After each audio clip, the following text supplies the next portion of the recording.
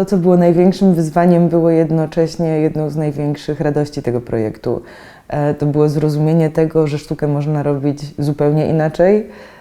To, że sposoby tego, jakby chociażby budować wystawę, rezydencję, organizować współpracę artystyczne czy produkcje, można robić zupełnie inaczej, niż do tego przywykliśmy. Nie było to proste.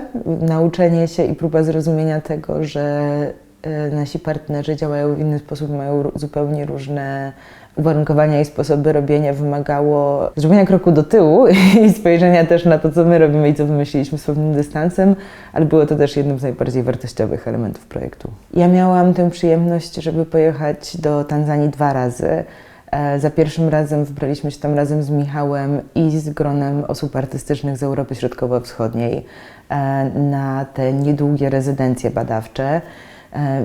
Ten pierwszy wyjazd był dla mnie bardzo istotnym momentem, dlatego żeby zrozumieć, jak ta dalsza współpraca może się układać, jak możemy razem robić rzeczy, gdzie się rozumiemy, gdzie się rozjeżdżamy.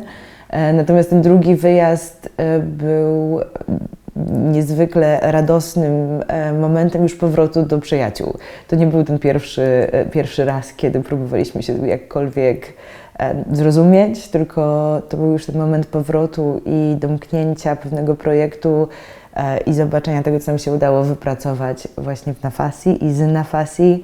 Więc ten dwukrotny wyjazd do Nafasi, spotkanie się z nimi, zdecydowanie zmienił moje rozumienie tego, jak ten cały duży europejski projekt powinien funkcjonować. Jego ambicje były, wydaje mi się, że słuszne założeniu, natomiast dopiero faktyczna współpraca i spotkanie z partnerami pozwoliły pewne rzeczy zredefiniować i wypracować wspólnie w sposób, który był, myślę, że może być rozwijany w przyszłości. Współpraca z partnerami z Afryki, a były to 2 organizacje, była bardzo cennym doświadczeniem. Chyba największą lekcją, którą od nich otrzymałam, było zrozumienie tego ważnego w Tanzanii powiedzenia pole pole, czyli powoli, powoli. Ich dynamika robienia rzeczy opiera się na dużo większej relacyjności, na dużo większej improwizacji i pewnym zrozumieniu procesów, które nie są aż tak bardzo sztywne i ustrukturyzowane, jak to my mamy w zwyczaju robić rzeczy.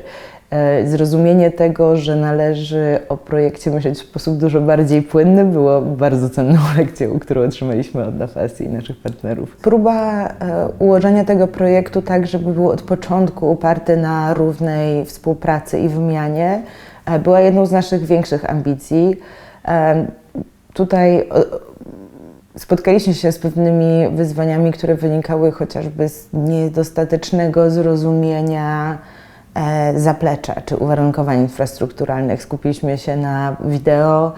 Okazało się, że to nie jest najbardziej popularna forma ekspresji artystycznej w Tanzanii, więc chociażby znalezienie artystów, którzy byliby skłonni podjąć próbę pracy w tym medium, było dużo większym wyzwaniem po stronie naszych partnerów z Nafasi. O ile równość była bardzo ważnym założeniem tego projektu i staraliśmy się wszystkie tematy, sposoby zrealizowania wypracowywać w porozumieniu, we współpracy, równo dzielić się decyzyjnością, no to jednak geopolityka miała tutaj duże znaczenie.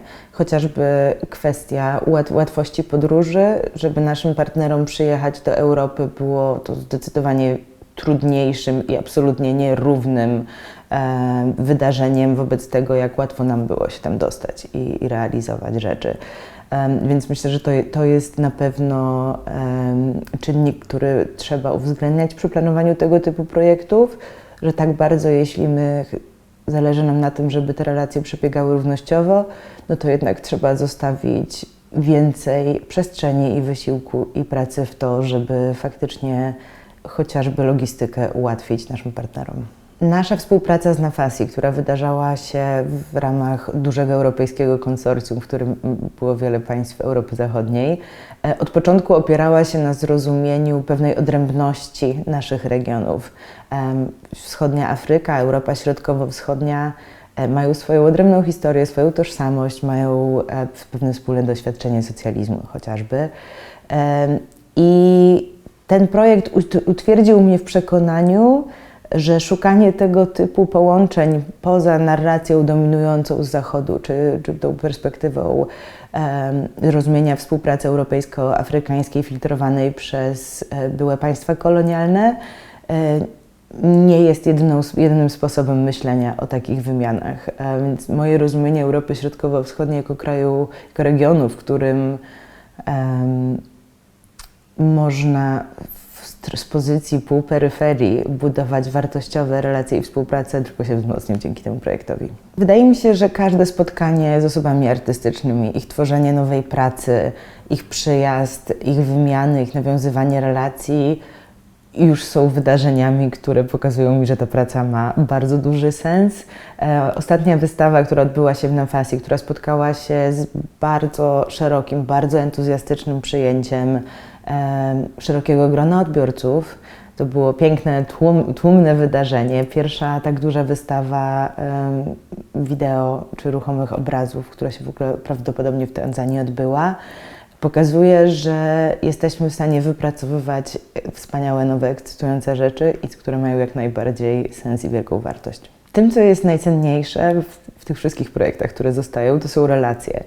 To jest wzajemna nauka, to jest wspólne dalsze budowanie kolejnych rzeczy. Jestem przekonana, że to nie jest nasz ostatni projekt i nasza ostatnia współpraca ani z NAFASI, ani z Muzeum Historii Kobiet. I wydaje mi się, że nauka bycia razem, nauka wspólnej pracy i wymiany jest tym, co jest absolutnie najcenniejsze. Deconfining to był wspaniały projekt.